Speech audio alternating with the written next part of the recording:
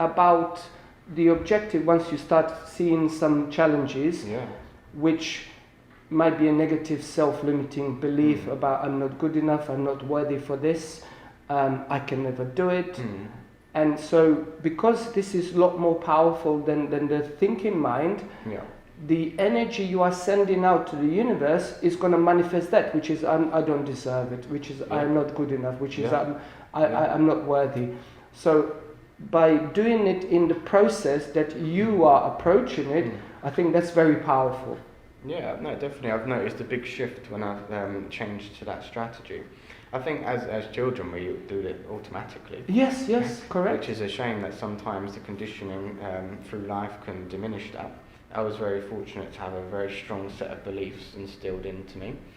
Within the family environment. Exactly, yeah. The hard work, efforts, the challenges, and never giving up and giving unconditionally to people. But I would say I still required to nurture my own self-esteem. My dad was playing football. It made me think about my dreams. First of all, like, how can you match that level of passion and emotion? And commitment. You know, and how do you find that for yourself? But I think I just had the answer all along. You just have to, and you always said, you have to go for what makes you passionate. And sometimes that might initially look difficult, like you might sacrifice, someone might sacrifice stability and things like that, but you aren't actually sacrificing anything. No. It's an illusion. It is, You get 10 times, 1,000, million times more abundance and good feelings and change loads of people's lives just by taking that plunge and saying, actually, I'm going to listen to myself. This is what I want to do. Yeah. And I don't think you can fail. I don't think it's possible. It isn't.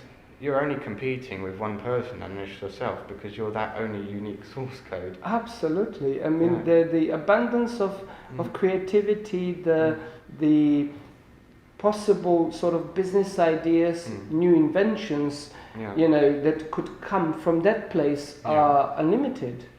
Yeah, definitely. And I read something the other day about when two kind of soulmates or, twin flames, you sometimes call them, come together, the actual magnetic and electrical... It's intensified, massively, like not even like, times two. No, it's like times literally like... Times unlimited. Yeah, exactly. And you can start to affect even genes and cells in people's body across the world. Absolutely. And they don't even know. They don't. And they all of a sudden they just get a feeling that they want to be their best selves, and their turning point in their life. And that's become such a powerful thing for me. Like everything I want to do now, I'm very mindful that it's creating ripples around the world.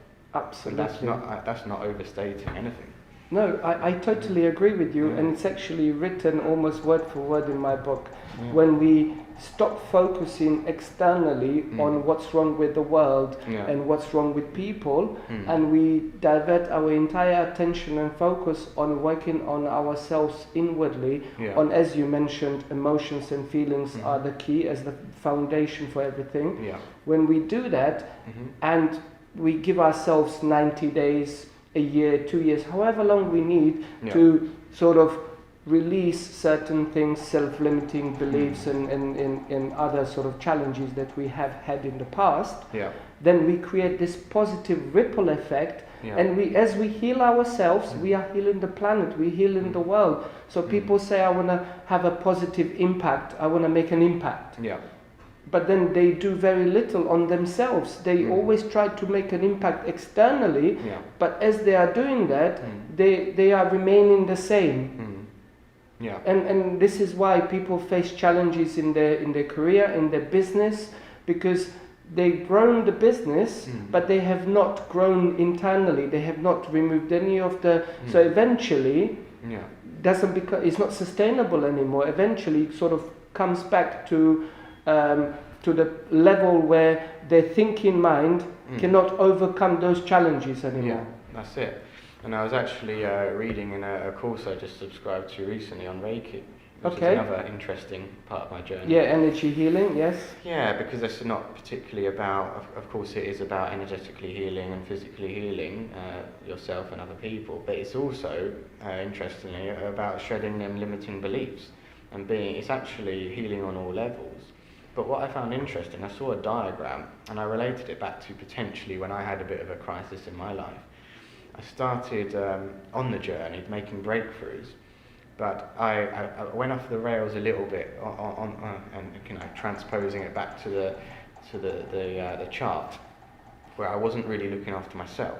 So I wouldn't change the amount I was giving, absolutely not. But I was making a mistake of I was neglecting my own self. I see. So I was just depleting my energy.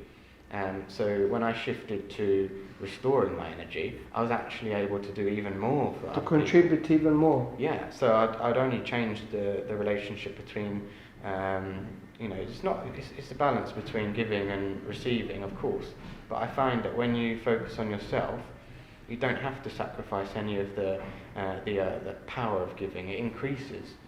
Because I think once you focus on yourself, you tap into the unlimited source of the energy, and you actually never feel sort of entirely depleted. Yeah. Of course, the sort of biology on a cellular level, you need your sleep, you need your rest, but as your true self, you're never depleted in energy. Well, that's it. Yeah. So one of the things I was fearful was, if I receive more, then I'm giving less, and I was worried about that because it went against my kind of true nature. Yeah. But then I started to realise, no, you can give more because you've got that belief that you want to help anyone and everyone already. So that's a fantastic asset. Just build on it and make the engine bigger and unlimited. And I found that all the opportunities that I wanted to help people are coming in much bigger ways, and I'm finding there's more impact involved, which is just a win-win, isn't it? Absolutely. And now you have so passionately spoken about helping people and contributing and giving back, and not just right now, but sort of leaving the legacy for later on. So are there any sort of projects that you are personally working on in the background, that you are creating, that you are planning to release to the world, sort of from your insight, from your creativity? Yeah, I've always been interested. I started writing a lot. Okay. Actually, that helped me a lot through my difficult times, expressing, and I guess in a way releasing things. Sure. When you express anything, it's just like realising, hey, and you look back over time and you think, that's interesting, I've grown so much. Absolutely. So you're helping yourself, you're helping others. So, one day I might want to release some publications. Okay. Maybe a poem book. Okay. Potentially. Great. I've got quite a large number of poems that I think on a deep level, if people, it doesn't matter how many words they are actually, even one line can have a big impact. Absolutely. I've written kind of content for children's books as well. Amazing. And this was all quite random, to be honest. Yeah. A lot of ventures I've involved in the past have an element of making people feel good, like they're just funny things or rememberable things that, although they are business related, they are giving back. Obviously the property gives back if you do it in the right way. But medically and scientifically, I'm quite interested in innovating not only my own kind of inventions, but maybe funding research projects and furthering kind of education and mindset, and basically empowering people to become their best selves. I'm really passionate about that. And sort of encouraging them to be courageous. Yeah. Because you mentioned at one point in the conversation that it takes a lot of courage to sort of surrender, to tap into the source, to your true self, in order for you to grow and to just be happy, joyful and fulfilled in life.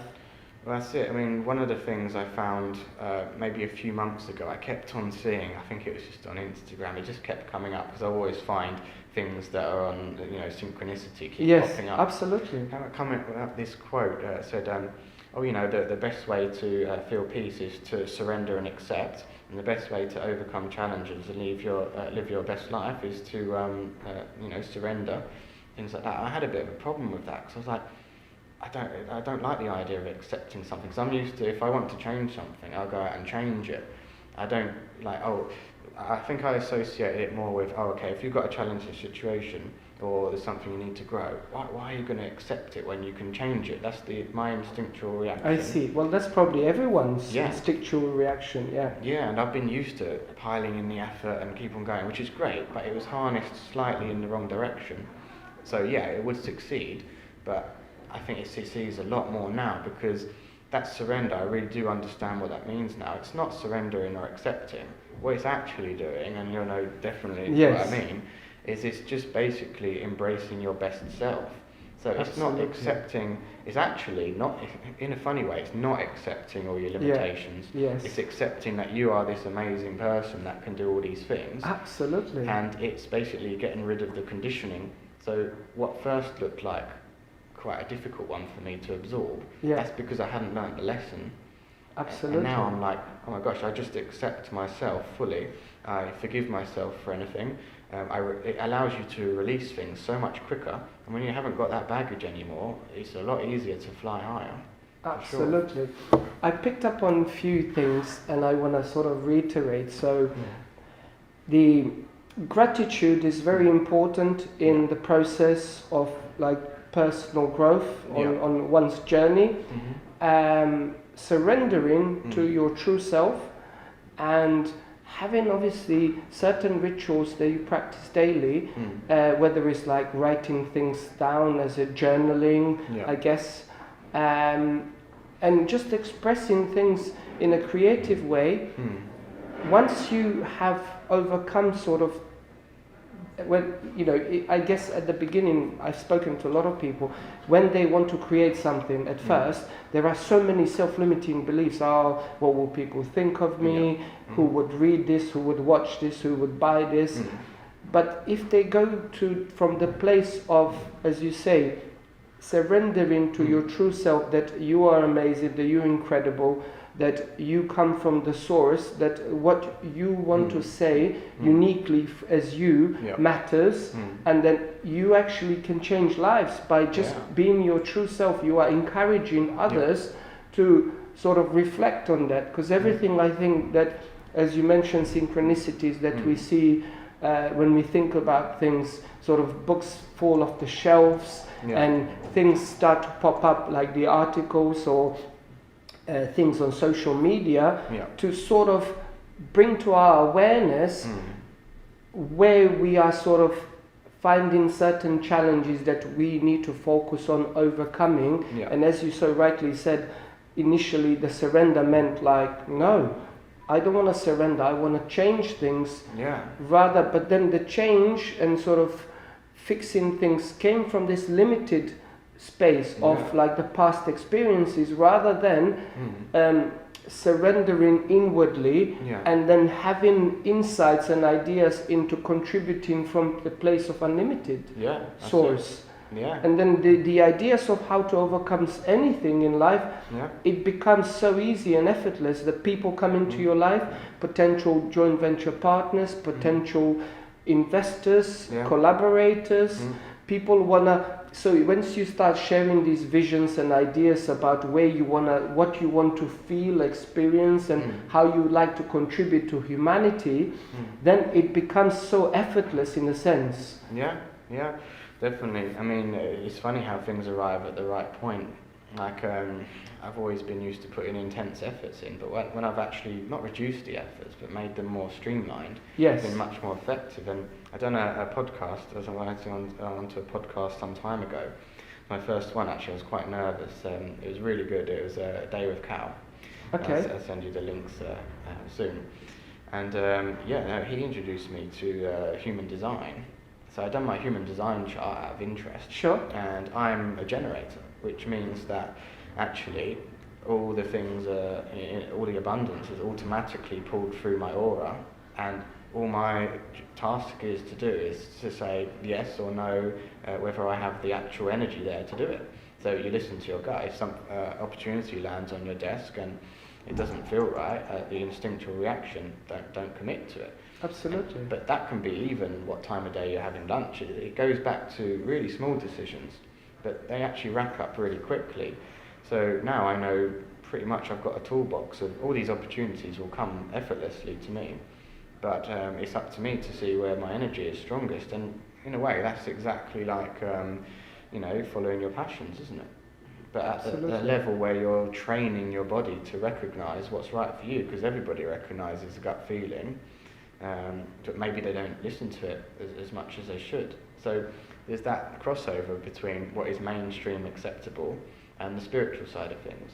Yes. Which I've noticed has actually been a lot more embraced in the recent years. Yes, it has.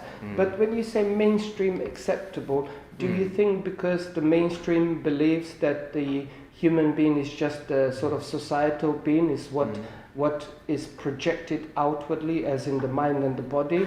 Is that because is that the sort of belief, general belief, and that's causes limitations? Because my view, and from what I've been hearing and experiencing, is that once you start talking about personal development, self-growth, spirituality, people start to label it as this fluffy, fluffy thing, wah, like nonsense, new age, whatever. But this has been around for thousands of years in ancient texts before Christ, before, they used to write it on a sort of tablets ingrained in caves, in stones.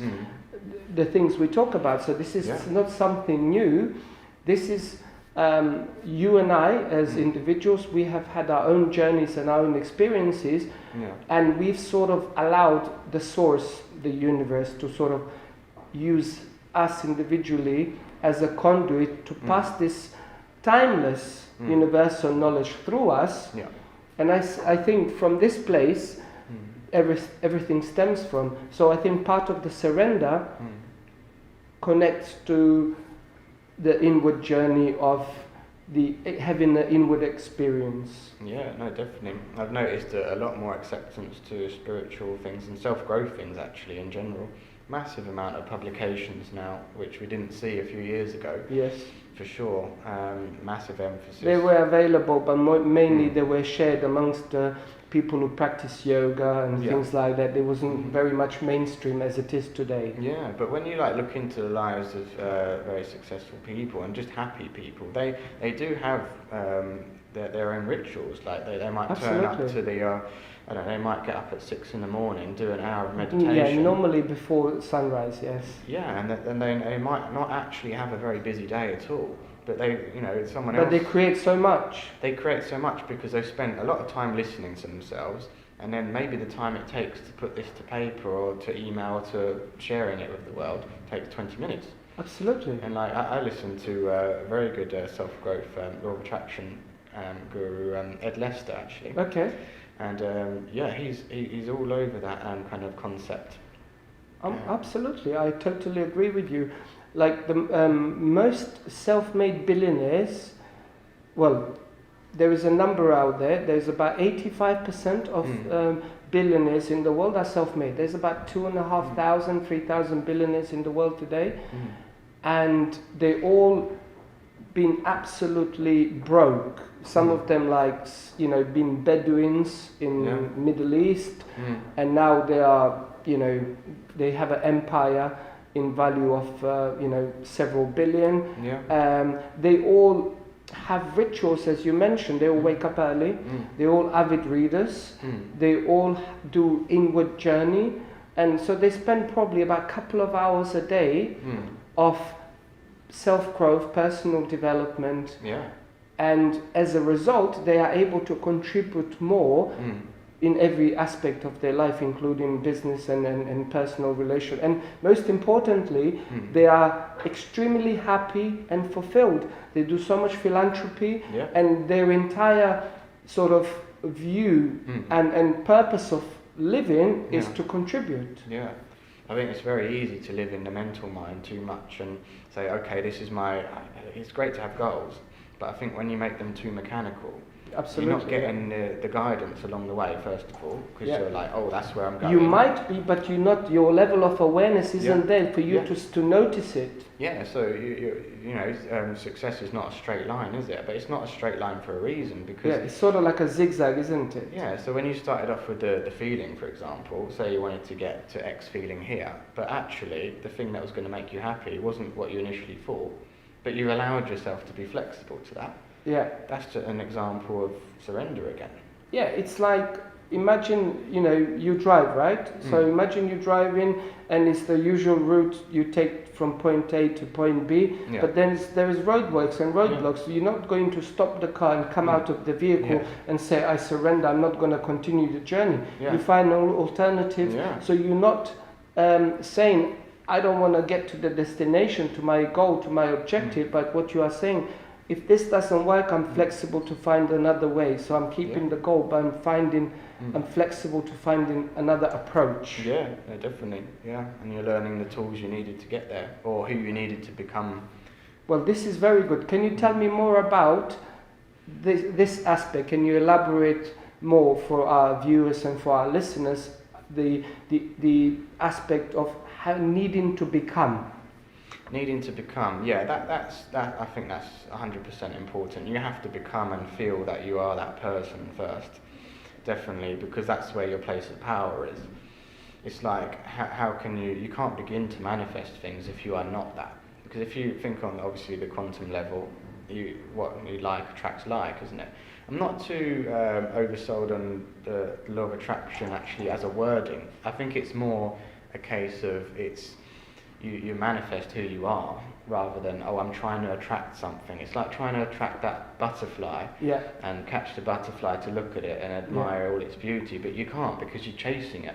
Yes. But as soon as you go like, I'm going to relax a bit, it'll come and touch. So it's sort of like you stop the chase, yeah, and it sort of comes to you because you have become. You aligned in the vibrational energy and magnetic energy of you attracting rather than you chasing. Yeah, so if you're... So it's an inward journey, basically. You focus more on yourself, on working on yourself, as in what you said, you have an objective, focus on the feelings and emotions you like to experience, and then you work backwards. But the working backwards is a process where you do certain daily rituals to become that person. Yeah, no, definitely. I think on that, going back to, because I think we only started at point 0 before when we were talking about you must make sure that passion. Let's go then from point 0 onwards. Point 1, I'd probably say, is you'd have to hold that passion, strong. Visualize it, feel all the energies it has. Does it feel right for you? Yeah, great. Elaborate on it, and allow it to lead you on to other thoughts. Just spend some quiet time visualizing. Would you say take some notes as well, perhaps? This might be helpful for some people to do some journaling in the step 1. Yeah, you can take some notes, and you can maybe filter down, say if you've done, you do a mind map of exactly what's coming out in your mind, and you'll notice that a lot of things are related. That could be very useful, yes. Yeah, they often, even when I was undergoing a bit of therapy for anxiety and OCD, we've done a mind map first of all, and all the issues were related, and he literally grouped them together and solved the problem. Amazing. Incredible. But yes, that mind map, and normally I find when I drill down further, you can see there's some seeds that basically, if you were to put things in 3 columns or 2 columns or even 1 column, there's always a root, a master emotion. So there are patterns. Yeah. When you observe these patterns, it's a lot easier to sort of resolve and release things. Yeah, definitely. And then you just analyze and see what you're feeling right now. And the next step is to just be persistently in that energetic. Make yourself feel and put yourself in situations that's going to generate them feelings. Might be doing your hobbies, things like that. And then obviously during that process you can experience the consistency. Consistency and gratitude. For sure. And as you mentioned earlier, 1%. So consistency, you don't need to change your life dramatically, flip it on its head. But if you contribute daily at least 1% positively towards this objective, and you do certain rituals daily, it could be 5 minutes of meditation, could be, so 5 minutes doesn't sound much, but it's a compound effect of that 5 minute repeated daily or twice a day, which creates, I guess, elevates everything exponentially. Yeah, and then I wrote a quote, so I like to write quotes as well to help people. Your reaction creates your attraction. Now, when I wrote that quote, I didn't fully understand it, to be honest. I thought, I generally understand what it means, and I think it's a good thing to put out there. But you didn't feel it. But I now feel exactly what it means. It's like when something comes up in your life, if you now react in a different way, you're breaking the limiting beliefs down, and you're going to attract what you're becoming. So your reaction creates your attraction till you level up to the next bit. And all of a sudden, a week, 10 days later, a month later, your life looks totally different. And because you've done it in increments, you're learning all the lessons faster actually than I think if you said to yourself, I want to dissolve it all in 100% all tomorrow. It just doesn't work because you can't learn the lessons in that time. So learning the lessons, it's part of the becoming. Yeah. Right? Would you say learning lessons is the part 3? Yeah, I'd say learning lessons, or part 2? No, we were at part 1. So part 2 is the learning lessons, right? Yeah, learning the lessons, but just listening to what's coming up and say, what are them feeling, and sitting with them. Because a lot of people, they become, well, this is actually how limiting beliefs are anyway, aren't they? Sure. They get very, very uncomfortable with things, and you decide. So the feelings might be observed as uncomfortable, negative feelings. Negative, or maybe a limiting belief getting even more powerful because it doesn't want to change, because your mind really wants to keep you... The ego wants to keep you in the habitual sort of mindset of unworthiness. Yeah, no, exactly. So I would say being conscious of that, releasing them emotions, very, very important, 100%.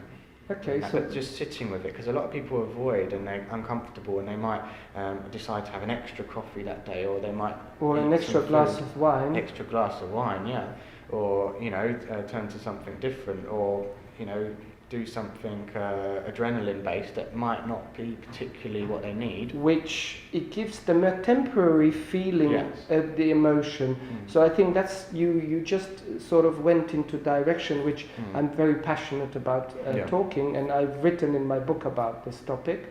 So the emotions and feelings is what everyone is looking for and striving for in whatever they're trying to achieve, whatever the objective is, goal.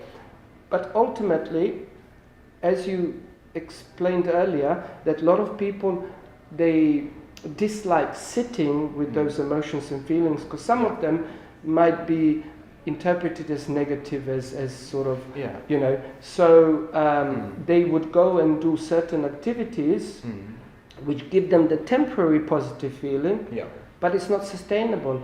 Yeah, and the most dangerous thing is this feeling gets louder and louder within them, so they have to do more and more negative things. Absolutely. But I found the best way is, if you're going to start a path of positive change, doing obviously steps 1, 2, 3, 4, when these feelings do come up, you should be excited, because if you feel some fear, you feel some negative emotions, that's your opportunity. Your laser focus is the life's just given you all your challenges on a plate.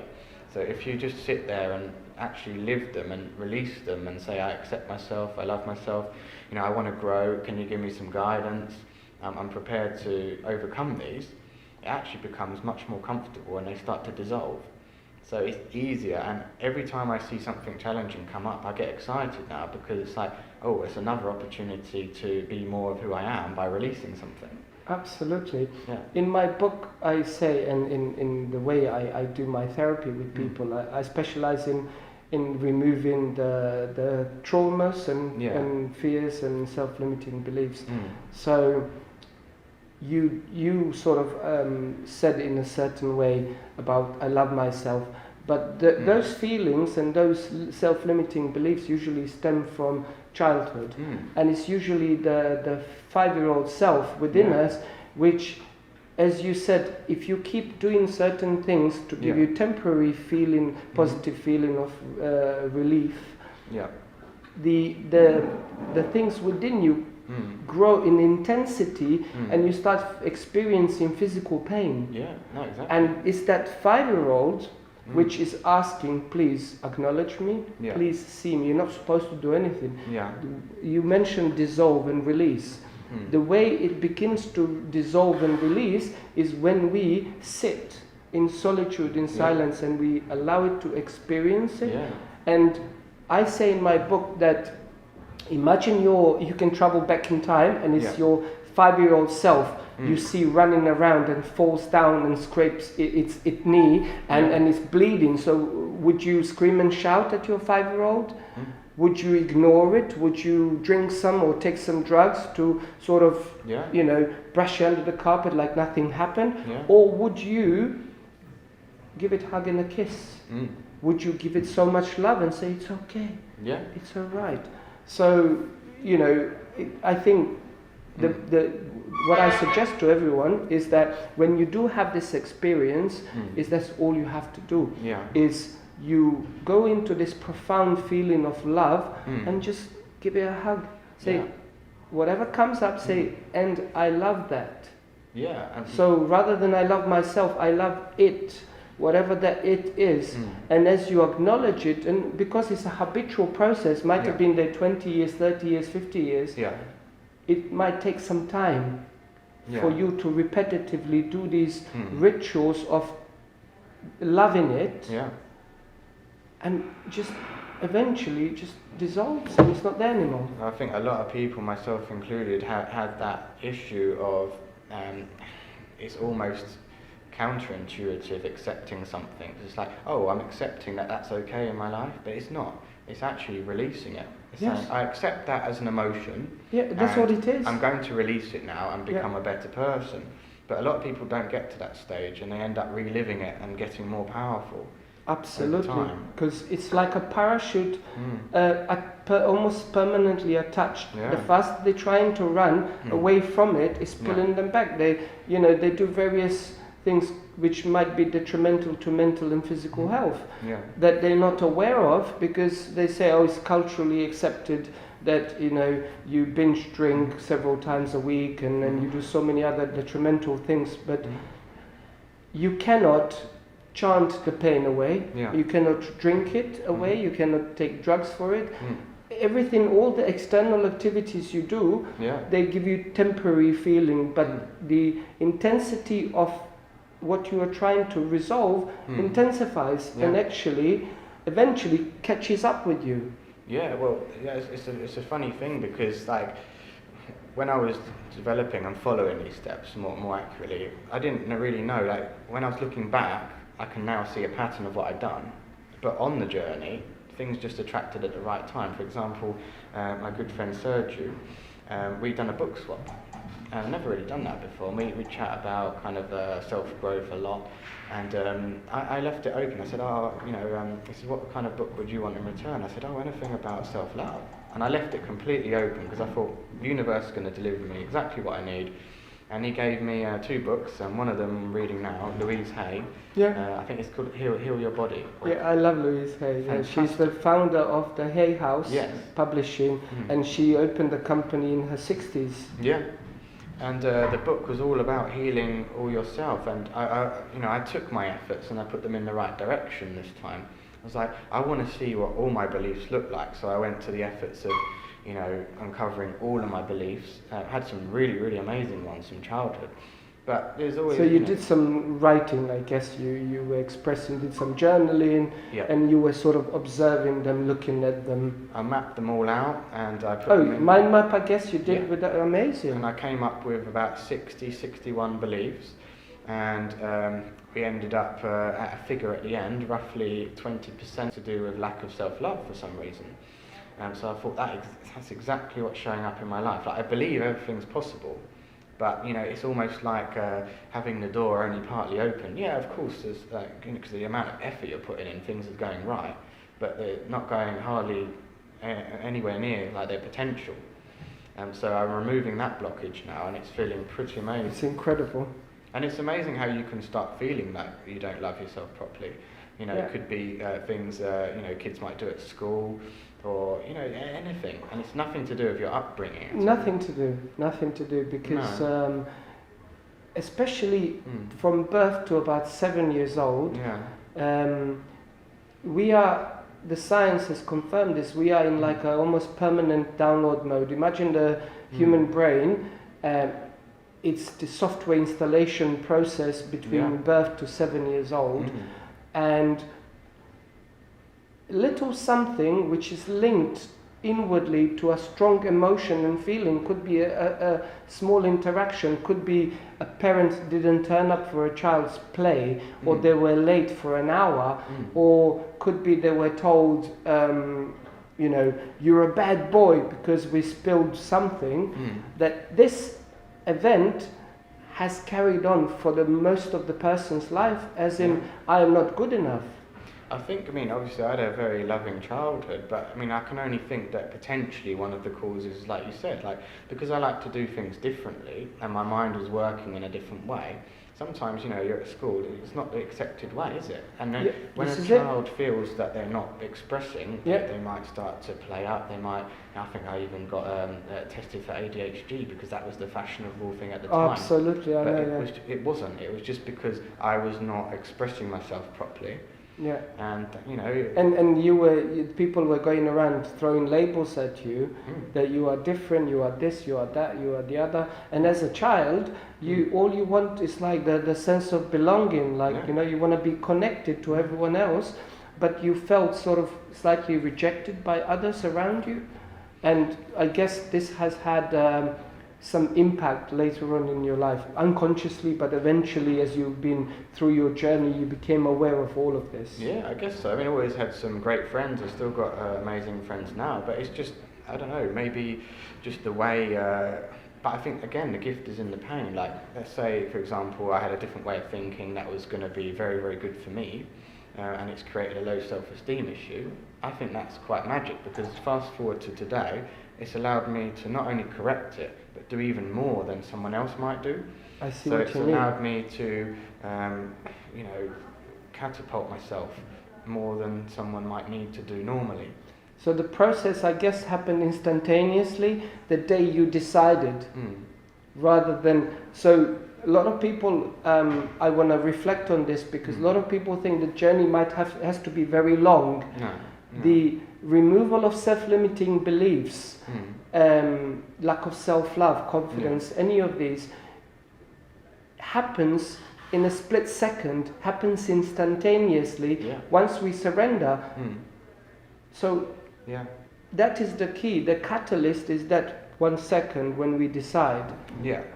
So I've seen quite often now that, you know, the manifestation process, however you want to see it, it doesn't actually take very long at all. What takes the long kind of hard work is that point of overcoming your beliefs.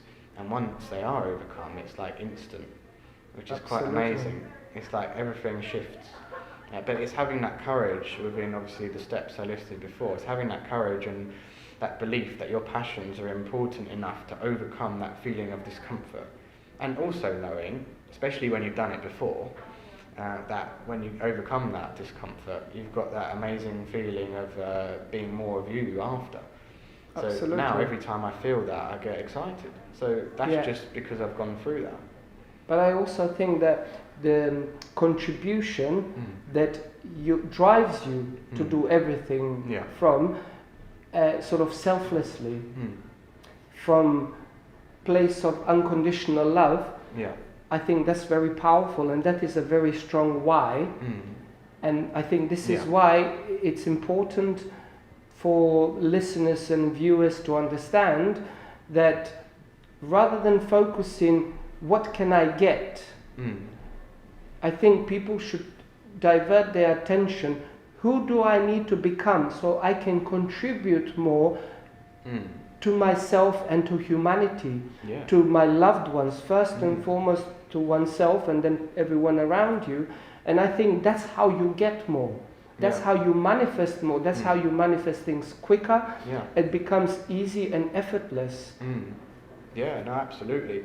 Yeah, and I think people are scared of giving too much of themselves, of sacrificing stability and, you know, but what is stability? Yes, I was just going to say, what is the people's opinion and belief about what stability is? Is it hoarding money? Is it buying a big house and putting so many fences and walls around the house and just living in a house and having the most expensive security money can buy, having maybe guards and dogs and things? Is that stability? No, I mean...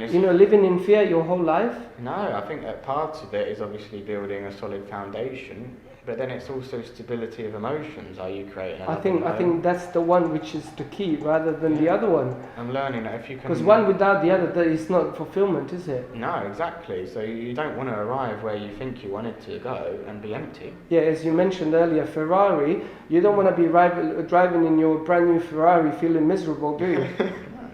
Of course not. You know, so, or you don't want to be like, oh, I want to get married and have children, and you get to that point and you feel unhappy and fulfilled. So, Yeah. you know, the process has to start from the foundation, which you so lovely described, and I think that is the key. Now, we are getting closer to the conclusion of this interview. Before I ask you my last question, could you tell our audience where they can find you? Is there like a page on the internet they can find you? And if you can tell them, please. Yeah, absolutely. So, obviously, I'm on LinkedIn. Okay. Obviously, Luke Carter. You can find more information on our website. So the Carter Family Office can be found at www.thecarterfamilyoffice.com. Okay. And that's kind of an umbrella entity where we not only conduct a business, but we're interested in giving back as well. Okay. So we're looking for charitable causes, and I'm very excited to see where that takes us in terms of the humanitarian things that I'm quite passionate about. Okay. And are there any sort of humanitarian projects that you are currently listing on your website?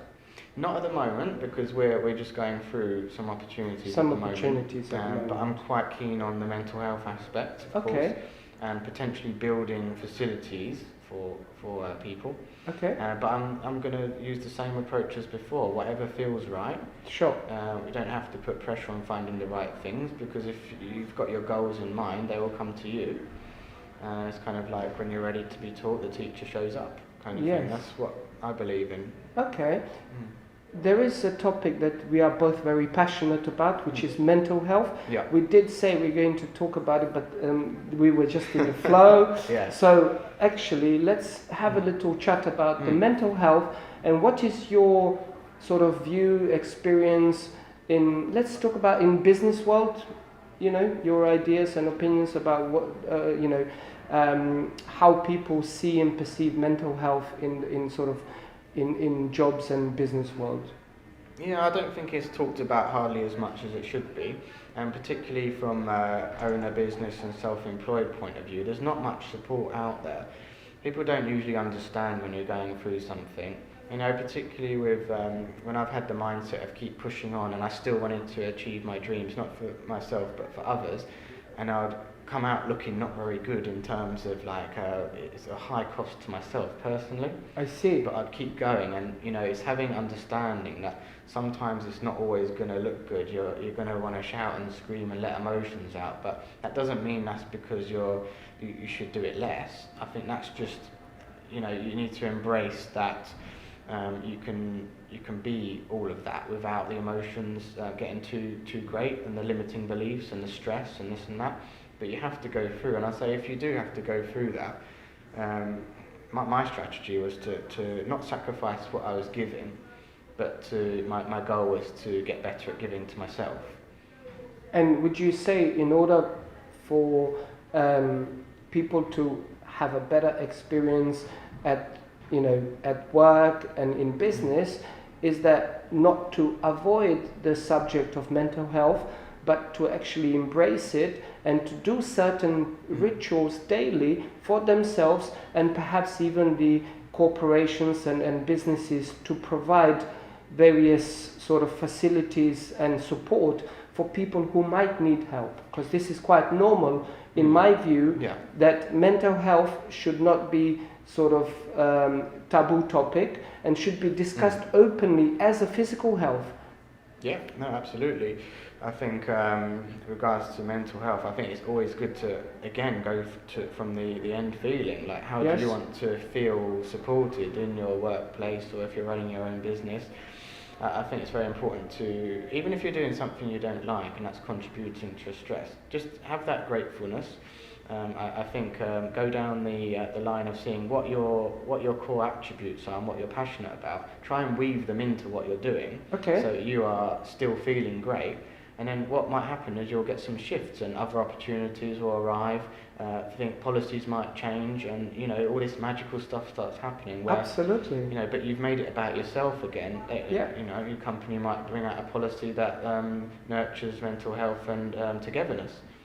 And incredible. When everyone works together. Yeah, nurtures the collaboration and co-creation which that's how it was in olden days. I mean, people were living in villages and not one person was jack of all trades. Everyone had certain skill set and they were contributing in creating a better world for everyone. And I think that's a bit lost these days in the modern society. I think so, and also I guess looking after the people you work with as well, seeing them as equal, because you know a lot of feeling first that they are a human being, rather than A lot of people are scared of maybe employing someone who might nick their idea or be a threat to them because they're more intelligent in one area of life, but that's amazing, because what collaboration can you do together? Incredible. You want an amazing workforce, don't you? That's all buzzing with energy. Yeah. And I think when everyone does that and they work from their source code, everyone's going to be in fantastic roles. Absolutely, absolutely. Now, before we conclude, I have a question for you. What is the impact you would like to have on the world, on your journey, being here on this planet, in this physical presence? My impact, I would say, I definitely want to start at home first with myself, create the best version of myself, but then show my family the same thing, so it becomes generational. Okay. And I also believe that the more you can be of yourself, the more people are going to be influenced by it. Like even us talking and sharing this content today, it's going to have a ripple effect, and people are going to absolutely. You might take any number of the points and say, I want to change my life. Yes. And that can reach thousands, hundreds of thousands of people. And I'd like to get involved in some research things and building and innovating, and obviously the humanitarian side. Okay. But it all begins with what makes you feel amazing about being yourself, and giving that gift of feeling amazing to other people, so they can be amazing too. That's incredible. Well, thank you very much, Luke Carter. Thank you very much for having me. I'm sure we're going to do another project very soon together. Yes. It's been absolute pleasure. And you. Fantastic. Okay. Lovely. Okay, so that's done. Boom, done. Okay. Brilliant. Yeah, lovely. So now I'm gonna even unplug this thing as well, because I think it's going to be moving.